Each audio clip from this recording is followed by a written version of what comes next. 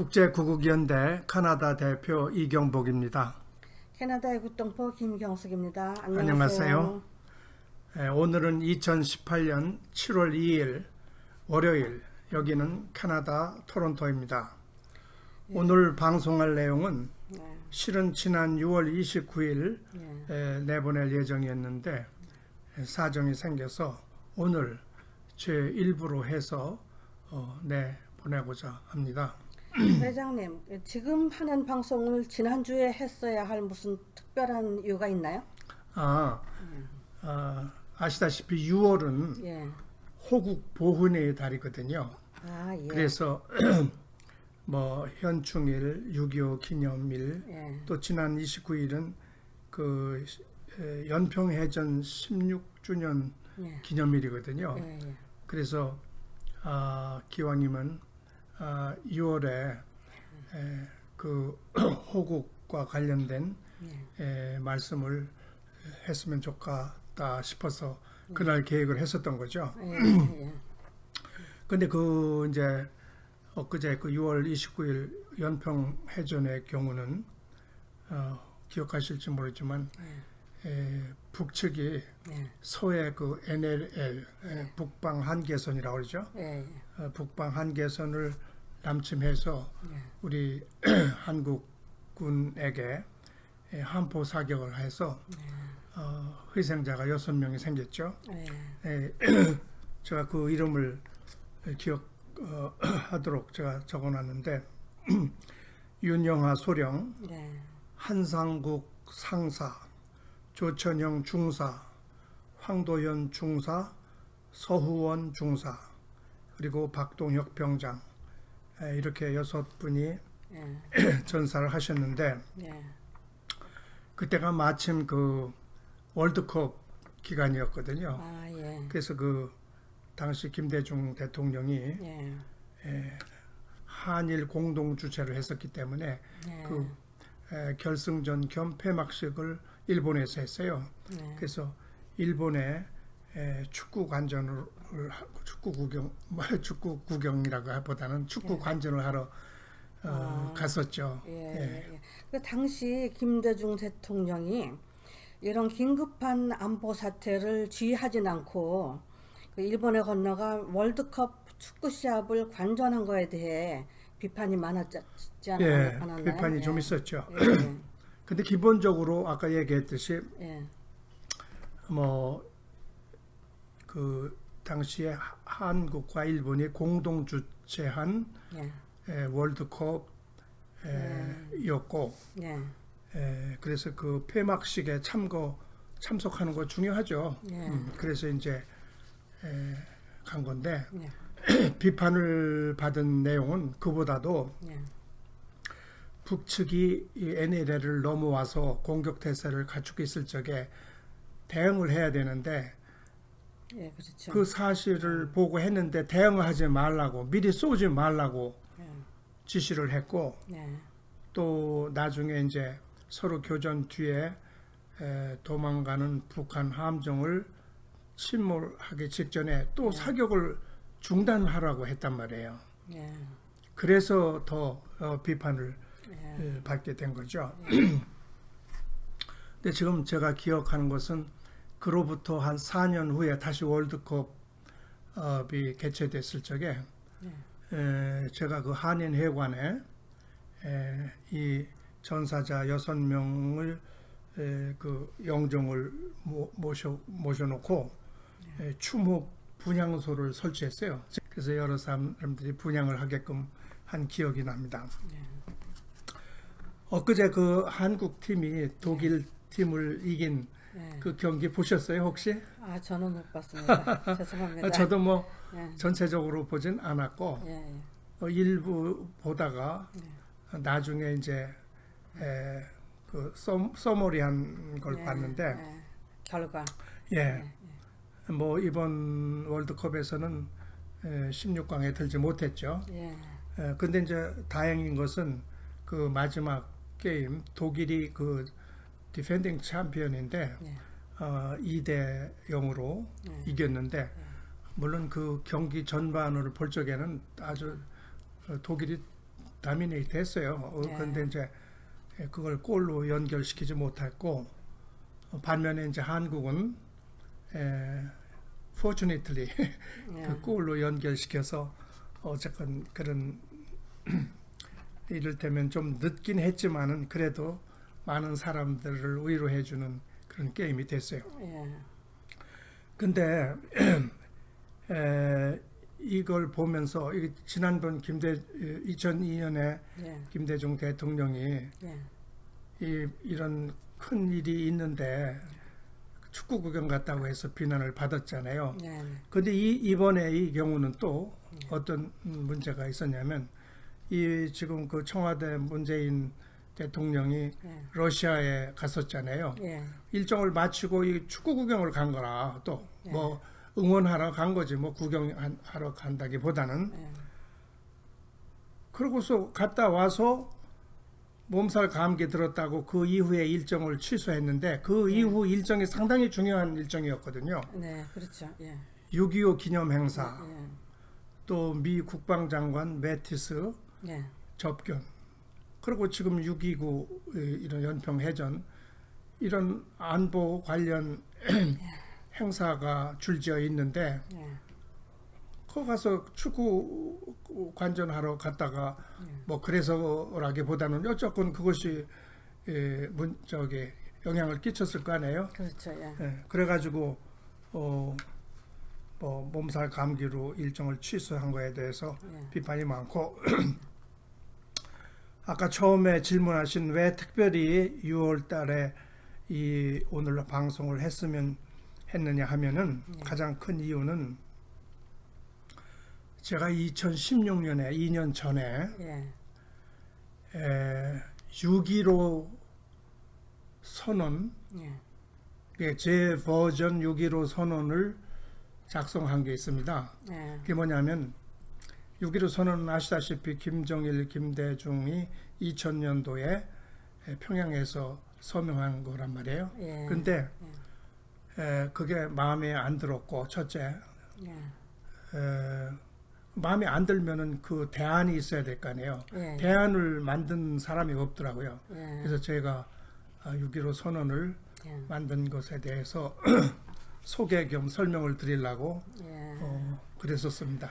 예, 2000년도에 김대중, 김정일 간에 합의한 6.15 선언과 다른 별도의 6.15 선언이 있다는 말씀이죠. 처음 듣는 얘기인데요. 네. 예, 무슨 내용인지 배경을 좀 설명해 주시겠습니까? 아시다시피 박근혜 정부가 2013년 2월 25일에 출범했습니다.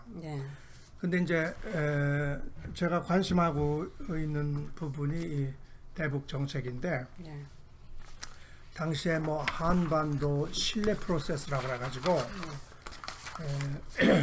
남북 간의 신뢰를 형성해서 관계를 발전시키고 비핵화도 하고 평화 정착하고 통일 기반을 구축한다. 뭐 이런 거거든요. 그래서 그냥 뭐 쉽게 말하면 별로 머리에 들어오는 게 없어요. 박근혜 대북 정책이 뭐냐 하면은 별로 들어오는 게 없다고. 그 전에는 이명박 대통령의 경우는 그래도 비핵 개방 3천이라고 그래가지고 북한이 비핵화하고 개방하면은 10년 내에 1인당 소득을 3,000불로 올려주겠다. 뭐 현실성은 없었지만은 그래도 딱 머리에 두르는 표라도 있단 말이에요. 근데 이 박근혜 대통령 때에는 뭐 그런 게 없었고 이듬해 2014년 연초에 기자회견을 통해서 통일은 대박이다라는 얘기를 해가지고 그게 한동안 회자했었죠. 통일이 무슨 대박이냐. 근데 이제 그러다가 2015년 말쯤 해서 남북 당국 간 회담이 결렬되고 2016년 초에 2월 달에 북한이 장거리 로켓을 발사하면서 2월 10일 날 개성공단을 폐쇄했다고요. 그때 이제 내 생각에 이제 정신 차렸구나. 그래서 그런 시점이었고 그 몇 달 전에 2015년 10월 달에 마이클 리 박사라고 여기 오셨었죠. 마이클 리 예. 박사님이 예. 그 일본 산케이 신문하고 인터뷰한 기사가 있어요. 예. 그 기사를 보면은 아시다시피 마이클 리 박사는 CIA에 오래 근무하셨던 분이잖아요. 예. 예. 그 일부에서는 그냥 CIA 요원이라고 그러는데 그분은 그 직위로 봐서는 퇴직할 당시에 그 랭크가 군으로 말하면 준장급이었어요. 아, 상당히 예. 고위직 예. CIA 요원이었죠. 근데 이제 이분이 그 인터뷰한 것을 보면은 예. 압축해서 얘기하면 세 가지예요. 예. 김정은 정권을 교섭의 대상으로 삼지 말고 교섭의 상대로 삼을 것이 아니라 북한 주민들에게 직접 메시지를 발신하는 정책으로 전환하라. 예. 둘째, 선제 선언을 하라. 그 무슨 얘기냐면 통일이 이루어지면 북한 주민들을 어떻게 처우해 줄 계획인지를 대통령이 선언. 북한 주민들한테 선언하라. 예. 그 예를 들면 간부들에게 이 우리 자유민주 통일에 협력하면 과거를 묻지 않고 용서해 주겠다. 이런 대통령을 메시지를 하라. 그리고 셋째는 한반도 통일은 한국이 주도하고 미국과 일본은 협력하는 형태로 취해야 된다. 그래야지 애국이 통일을 해주면 애국의 간섭을 받게 되거든요. 그래서 자주적으로 통일을 하자. 이런 세 가지 내용으로 인터뷰를 하셨어요. 그래서 아하, 바로 이거다. 요 내용대로 대북 정책을 해야 된다. 라는 거기서 이제 착안을 해가지고 제가 그 선언문을 작성해가지고 박정희한테 보낸 거죠. 예, 그러면 회장님 버전의 6.15 선언문 내용에 대해서 자세히 설명해 주시겠습니까?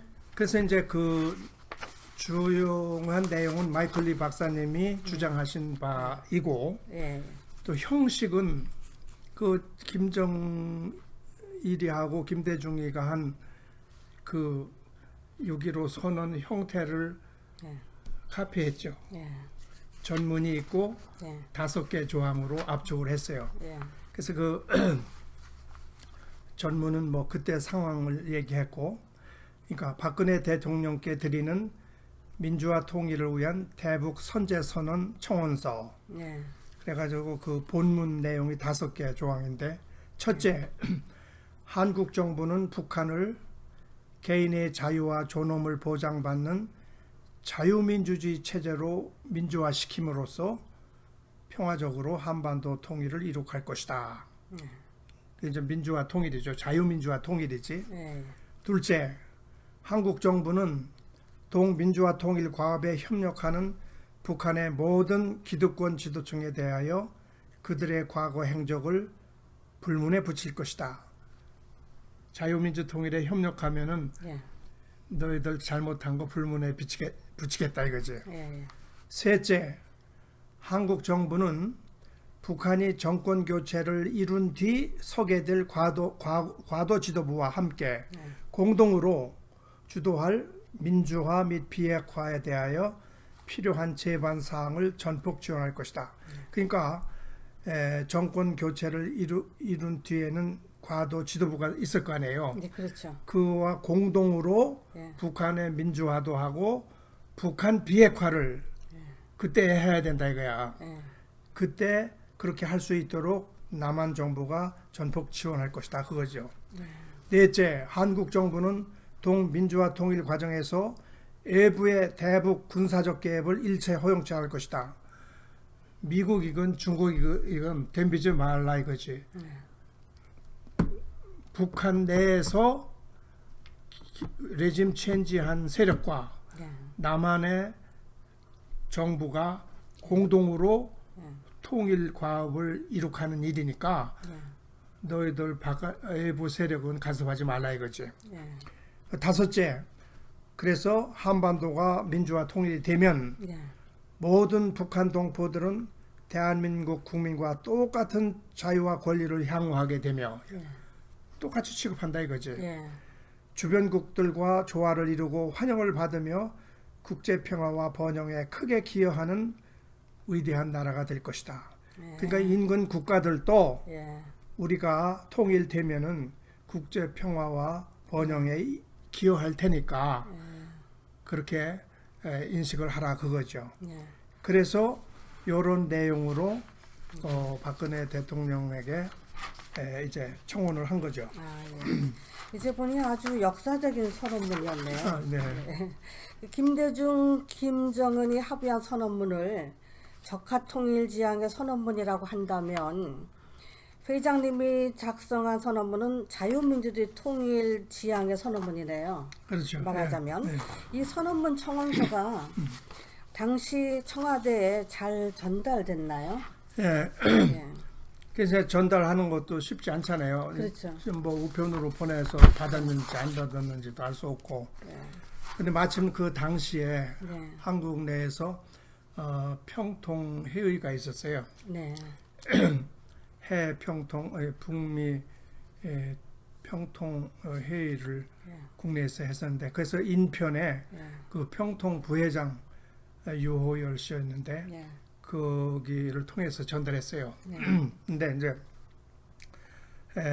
전달하는 분이 전달을 했고 그 평통 부회장은 평평회장이 대통령이니까 네. 독대할 기회가 있잖아요. 아, 예. 그래서 그분이 보고 자기가 전달하겠다고 그래서 평통 사무처를 통해서 청와대에 예. 전달됐다는 확인을 받았어요. 아, 예, 예. 근데 이제 전달을 했을 뿐이고 네. 이렇다 저렇다 기별이 없어서 제 생각에 네. 이것을 공론화해야 되겠다 네. 해서 8월 15일 8.15 광복절을 기해서 제가 이제 이 청원서를 오타와 대사관에 전달하기 위해서 예. 토론토에서 오타와까지 걸을 결심을 했어요. 아, 예. 토론토에서 오타와는 400km거든요. 아이고, 네, 대단한 결심이네요. 천리길인데 아, 예. 그래서 이제 마침 그 동조하시는 분이 있어가지고 네. 결국은 저 200km씩 나눠서 걸었는데 네. 그래서 이제 그 계획을 하고 8.15에 준비를 다 하고 있는데 예.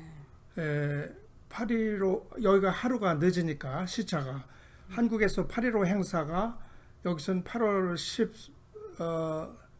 14일 날 저녁이면 알 수 있거든요. 예. 근데 8월 15일 아침에 되니까 한국에서 8.15 행사한 내용이 여기 뉴스에 나오고 예. 박 대통령이 경축사한 내용이 나왔단 말이에요. 예. 근데 그 내용을 보니까 예. 내가 청원한 내용이 사실상 박근혜 대통령 8.15 경축사에 예. 뭐 같은 저기로 나오진 않았지만 예. 거기가 다 인플라이가 돼 있어요. 보니까 아, 예. 예. 예를 들면은 예. 진정한 광복은 8천만 민족 모두가 자유와 인권을 누리는 통일 대한민국을 만든 일이다. 근데 이게 자유민주 통일이라는 뜻이거든요. 예.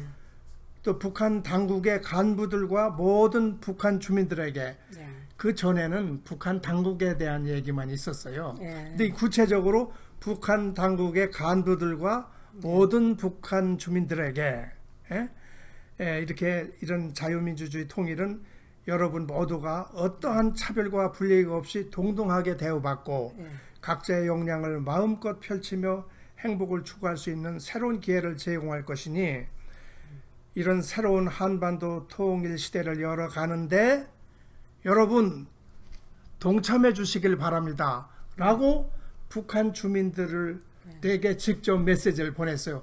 이것이 내가 하라는 얘기였거든. 아, 예. 그렇게 하고 또 국민 여러분에게 지금 우리가 필요한 것은 막연한 기대가 아니라 냉철한 현실 인식에 바탕을 둔 선제적이고 예. 이 선제적이라는 말이 나왔단 말이야. 예.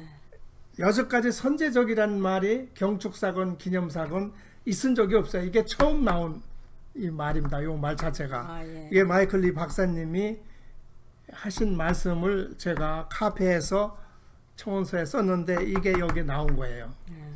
그래서 선제적이고 것도 창의적인 사고입니다. 뭐 그렇게 해서 했고 네. 그래서 이제 그 제가 청원한 내용이 사실 경축사에 네. 반영이 된 거나 다름없잖아요. 그럼 내가 오타와 걸어갈 필요가 없잖아요. 근데 그렇죠. 걸어갈 준비를 다 했단 말이에요. 예. 미리 가는 도중에 모텔도 전부 예약해 놓고 전부 해놨는데 그래서 이왕 시작한 김에 걷자. 가셨네요. 갔고 그 대신에 이제 그 대사관에 이 청원서도 하고 at the same time 캐나다 수상한테 가서 그 북한 인권법 제정 청원서도 같이 들고 갔어요.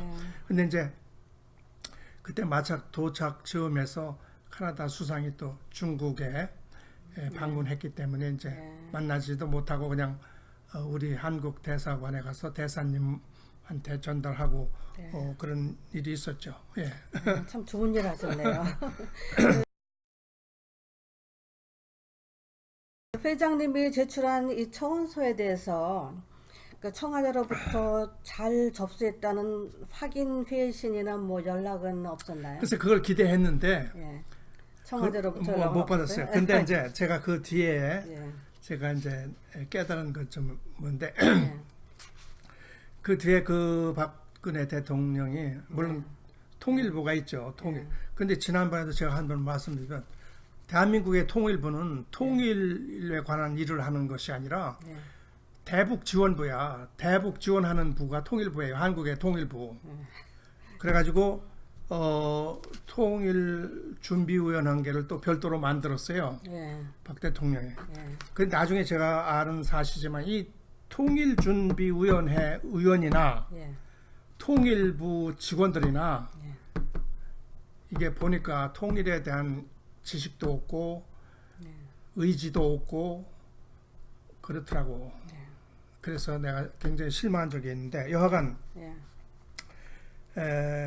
이제 그 뒤에 우리 마이클 리 박사님 모시고 만났지 않습니까? 그러니까 이 이야기를 하니까 이 박사님 하는 말씀이 그 선제선언 주장은 자기가 했고 청와대 전달은 이경복이가 했네. 회장님 맞아요. 그렇더라고요. 이제 그렇게 해서 이제 결국은 이 작품이 따지고 보면은 원 아이디어는 마이클 리 박사님 거고 공동. 제가 이제 그거를 발췌해서 정리해서 청와대 전달한 일은 제가 하게 된 그런 셈이 된 거죠. 근데 또 하나는 그래서 8.15 선언에 그런 여러분이 동참 북한 당국의 간부들과 모든 주민들에게 동참을 촉구했잖아요. 그래놓고 10월 1일 국군의 날 기념식에서는 박 대통령이 더 구체적으로 탈북 권유 기념사를 했어요. 보세요. 이렇게 대한민국은 북한 정권의 도발과 반인륜적 통치가 종식될 수 있도록 북한 주민 여러분들에게 진실을 알리고 여러분 모두 인간의 존엄을 존중받고 행복을 추구하며 살아갈 수 있도록 최선의 노력을 다할 것이다. 그리고 북한 주민 여러분들이 희망의 삶을 찾도록 길을 열어놓을 것입니다. 언제든 대한민국의 자유로운 터전으로 오시기를 바랍니다. 이렇게 기념사를 했었어요. 그러니까 북한 주민들하고 간부들한테 남한으로 탈북하라는 거지. 그렇죠. 당시 박근혜 대통령의 이 탈북 권유 기념사에 대해서 북한이 반발하지 않았나요? 가만히 있었을 리는 없었을 텐데. 가만히 있을 리가 있나요? 이분 남쪽에서 그 뭐도 박지원이라는 사람 있죠? 그 사람은 이런 공격적 기념사를 하는 것은 선전포고나 다름없다. 어떻게 보면 맞는 말이에요, 그죠? 선전포고에 가까운 저게 왜냐하면 적진에 있는 국민들 보고 일로 탈출해 오라고 하니까 이것은 정말 선전포고와 같은 아주 중대한 선언이죠. 그 당시에 노동신문에는 이런 말이 있어요. 그 즈음해서 그때 제가 듣기에는 북한에서 고위급 탈북자들이 꽤 되는 수가 남한으로 넘어왔다는 소문이 있었어요. 예, 고위급. 예, 고위급, 예. 근데 그걸 지칭하는 것 같아. 조국을 배반하고 도망간 몇몇 인간 쓰레기들을 끼고 앉아 북붕괴 조짐이니 뭐니 하고 호들갑을 떨어댄다. 근데 그때 상황을 얘기한 거예요. 예, 그러면서 박근혜 정권이 이게 지금 2016년 10월 1일 국군의 날 바로 이후입니다. 예, 박근혜 정권이 지금 그 어디에 헛눈을 팔 처지가 못 된다며 정윤회 사건, 예, 성완종 사건 등 추문이 아직 가라앉지도 않았는데 우병우 사건, 미르재단, K스포츠 재단 사건 등 특대형 부정부패 사건들이 꼬리를 물고 터져 나와 세상을 들었다 놓고 있다. 이런 얘기를 했거든요. 예, 그래 놓고서 10월 예, 말에부터 촛불 시위가 벌어진 거야. 그래서 촛불 시위에 그 뭐 말할 수 없는 대통령 비하 내용이 있었고 또 사회주의가 답이다라는 표를 걸고 예. 했잖아요. 예, 예. 그러니까 그 촛불 시위의 근원이 제가 생각한데는 북한이 조종한 것이고 북한이 이런 조종을 하게 된 직접적인 동기는 10월 1일 날 탈북 권유 국군의 날 기념식이 촉발이 된 거고 또 그 뒤로 가보면은 뒤에는 제가 선제선언 청원한 것도 예. 작용하지 않았는가 예. 그런 추측을 해보는 거죠. 그 회장님 말씀을 듣고 보니 그 이 회장님 버전의 6.15 선언이 박근혜 대통령으로 하여금 그 대북 정책을 전환하는데 직접 참고를 했을 거라는 심정이 드네요. 예. 그리고 이 대북 정책의 전환이 북의 조종을 받는 세력들에 의한 촛불 난동으로 이어진 것 같고요. 글쎄 제가 얘기했듯이 제가 청원한 내용이 반영이 예. 됐을지도 모르는데 됐을 거라고 생각되는데요. 그래서 어떤 사람들의 얘기가 예. 저더러 국정농단을 했다고 그러더라고. 왜냐하면 최서원 그 사람이 예. 박근혜 대통령한테 뭐 이래저래 사적으로 조언한 걸 가지고 국정농단이라고 그랬잖아요. 그렇죠. 예, 그렇죠. 그러니까 저도 예. 박 대통령 뭐로 네가 뭔데 예. 대통령대로 선제선언을 하라고 했느냐. 그래서 박 대통령이 그 네 말을 듣고 그렇게 했으면 너도 국정농단 한 거니까 너 한국 가면 붙잡혀 간다 이거야. 그거 여간에 근데 또 하나 다음 2부에서 제가 설명을 하겠지만은 예. 그래서 이 표면적으로는 그 박 대통령이 2013년에서 14년, 15년, 16년 한 3년간은 예. 별로 이렇다 하게 대북 정책이 뚜렷하게 안 나타났는데 개성공단 예. 폐쇄에서부터 강경 모드로 들어갔단 말이에요. 예. 그래서 단순히 대북 정책의 전환이다라고 볼 수도 있고 근데 그 내용적으로는 말입니다. 예. 그 기간에 북한 내에서 예. 무슨 무슨 일이 있었다는 정보가 나중에 나왔어요. 예. 그래서 그건 무슨 얘기냐면 북한 내 당시에 레짐 체인지를 위한 혁명 조직이 있었고 조짐이. 예. 조직이 있었고 조직이요? 예. 조직이 존재했었고 예. 그 지금 그 와중에 예. 남한 정부가 네. 박근혜 정부가 북한 내의 그 혁명 조직을 예.